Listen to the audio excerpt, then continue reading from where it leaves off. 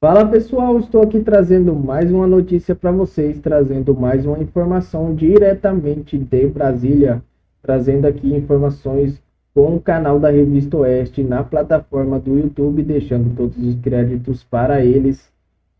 Pessoal, antes de começar esse conteúdo, eu peço que você se inscreva no canal, deixe o seu like e ative as notificações, que isso vai me ajudar demais aqui na plataforma do YouTube.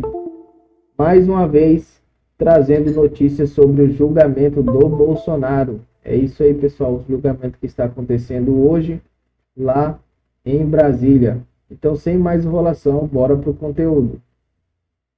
Sobre como chegamos até o dia 8 de janeiro. Porque uma das questões que o Alexandre de Moraes falou foi que teve uma organização criminosa que linkava diversos assuntos. Então eu fui lá e busquei, apelei à minha memória, investiguei um pouco, trouxe algumas pautas do que aconteceu desde lá no começo. Alexandre de Moraes fala de uma data de 2021. Eu não cheguei a esse ponto, trouxe as coisas a partir de 2022, quando, em primeiro lugar, cada 6,3 dias, o Supremo Tribunal Federal colocava algum empecilho em alguma coisa que o presidente Bolsonaro fazia. Nunca, desde Dom Pedro, um Supremo Tribunal Federal teve tanta interferência no Poder Executivo. Uma dessas interferências foi proibir a Bolsonaro de fazer lives desde o Palácio ou desde o Planalto. E aí ele teve que alugar uma kitnet em Brasília para fazer as suas lives.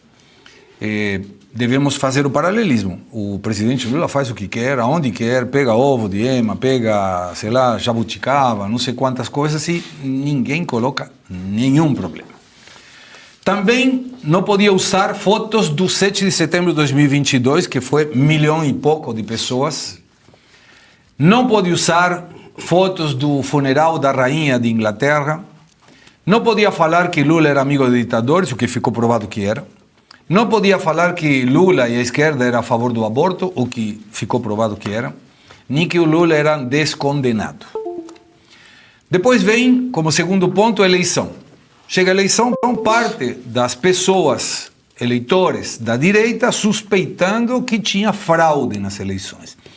Depois do que nós vimos do Eduardo Tagliaferro, e hoje, se o tempo permitir, vamos continuar a veicular mais absurdos do TSE e do STF, especificamente por ordens do ministro Alexandre de Moraes, observamos que a fraude não estava nas urnas, estava no processo. Mesmo assim. Depois vem resultado das eleições, muita gente manifestando nas portas dos quartéis. Como quarto item trago ônibus queimados na diplomação de Lula no dia 12 de dezembro. Vem depois tentativa de bomba no aeroporto de Brasília. Antes de sair do governo, Bolsonaro nomeia os comandantes das Forças Armadas que Lula, através do seu ministro futuro de Defesa, José Múcio, pediu para ele colocar. E colocou. Seria idiota tentar fazer um golpe de Estado com comandantes que você não conhece, que você colocou do outro. Como sétimo ponto, Lula assume e não manda retirar os manifestantes dos quartéis. E aí a esquerda fala uma narrativa que foram 70 dias de ocupação nas portas dos quartéis. Só que 60 eram do governo Bolsonaro.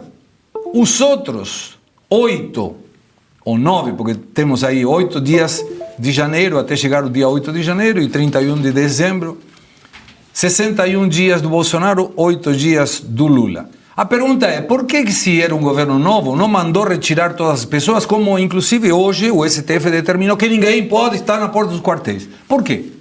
Qual foi o motivo? Aí vem a outra.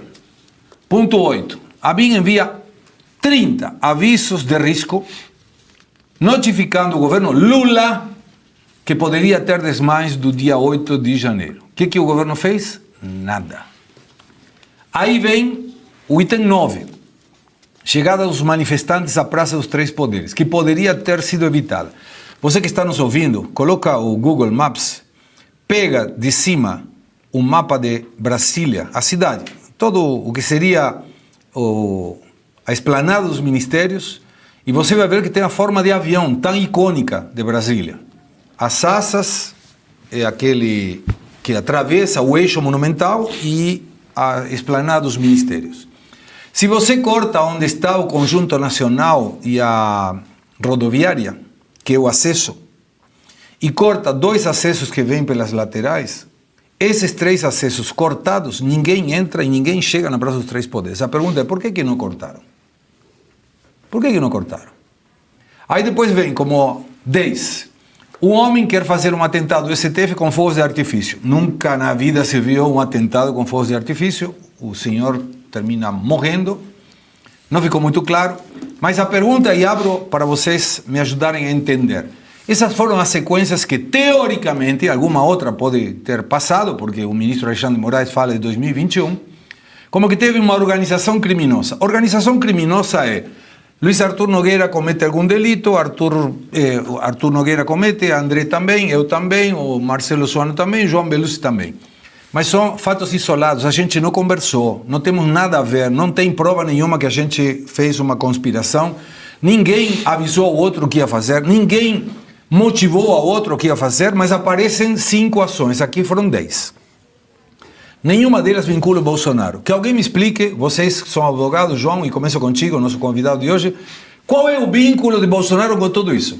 Não, Segredo, está claro que não há vínculo claro e nem documental. O que há é uma narrativa do Alexandre de Moraes, e você vê que até durante o voto ele começa falando, desde a denúncia e tudo mais, essa questão da tal live, ou seja, a live ela é anterior a qualquer coisa que ele argumenta posteriormente, que ele fundamenta. Então, assim, não há relação.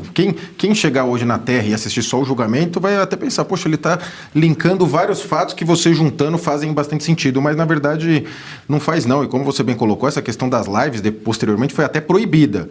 O que se argumenta sempre é a atuação das instituições naquele ponto, que até a mídia tradicional tem feito esse recorte, fala só do julgamento, fala só dos atos processuais especificamente, sempre faz aquele recorte. Vou falar da cautelar daqui para frente, lembrando que a cautelar é em outro inquérito, não é nem nesse que já virou processo. Faz esse recorte até para os juristas da grande mídia poderem falar, olha, eu fiz a cautelar, descumpriu a cautelar, né? Sempre essa confusão mental e jurídica. E o que fica de lição para a direita, talvez, Segredo, foi a CPMI do 8 de janeiro, porque logo após os atos, a gente bem sabe que em atos políticos desse tamanho, normalmente o responsável é quem se beneficia do ato. Não há uma prova, concretude, mas quem se beneficiou do ato foi o governo Lula. E como você bem colocou elencando os fatos, o Lula já tinha tomado posse, estava com ministros, estava com os comandantes nomeados, era domingo, não tinha expediente, isso tudo a gente já sabe. Então fica a lição para a direita da CPMI, porque quando o governo está no comando, tem o executivo, ele acaba controlando a CPMI, que foi o que fez. E a CPMI produziu mais atos de burocracia contra o Bolsonaro e o que eles estão agora chamando de trama golpista. Então, assim, para você fazer uma CPI, uma CPMI, você tem que ter ali, no mínimo, uma interlocução mais forte politicamente, senão acaba indo contra você. A do 8 de janeiro acabou contra você, a do Sem Terra, lá do MST, não deu em nada. A das Bets não deu em nada, e agora a gente tem essa nova do INSS que o cheiro de pizza está enorme, viu, Segredo? Agora, André, é presunção minha interpretar que o governo, o Poder Judiciário, sabia que ia ter alguma coisa no 8 de janeiro e precisavam a cereja do bolo para alancar tudo isso, porque sem o 8 de janeiro tudo isso não existia? Segredo, eu te diria o seguinte, que essa questão, se sabia ou não, nem é a questão. Porque se não sabia, deveria saber. É disso que a gente trata aqui. Porque, veja, se você é um governo, se você é um governante, se você tem à sua disposição forças policiais, você tem que usá-las, e você tem que saber usá-las, e saber quando usá-las. Então, se havia chance daquela reunião ser feita e você não usa as suas forças ou não usa da sua competência para estancar aqueles atos, você também age por omissão de forma equivocada. Você deixa de agir da forma que deveria.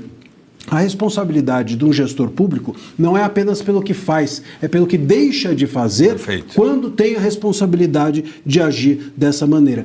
E um ponto interessante tem 2 pontos que eu acho que interessantes sobre essa sua fala. Primeiro, que eu concordo, o grande ponto aqui é esse de nada vincula Bolsonaro. Eu diria para você, Segura, que a diferença de um roteirista da Netflix para o Gonê, né, é a seguinte: o roteirista da Netflix pega esses fatos todos que você bem descreveu e junta de acordo com as fontes da minha cabeça, com a sua criatividade. O Gonê, ele não pode fazer isso, porque ele está no judiciário. Então, essa cola entre os fatos tem de ser feita com provas. E não há provas. Então a vinculação do Bolsonaro a esses fatos e de todos os demais réus a esses fatos é nenhuma.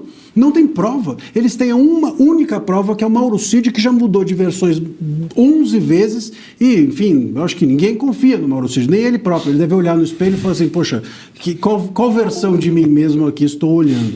Então, esse é o problema. Nós não temos uma peça jurídica, nós temos no máximo um roteiro muito do mal feito de uma série da Netflix que ninguém assistiria.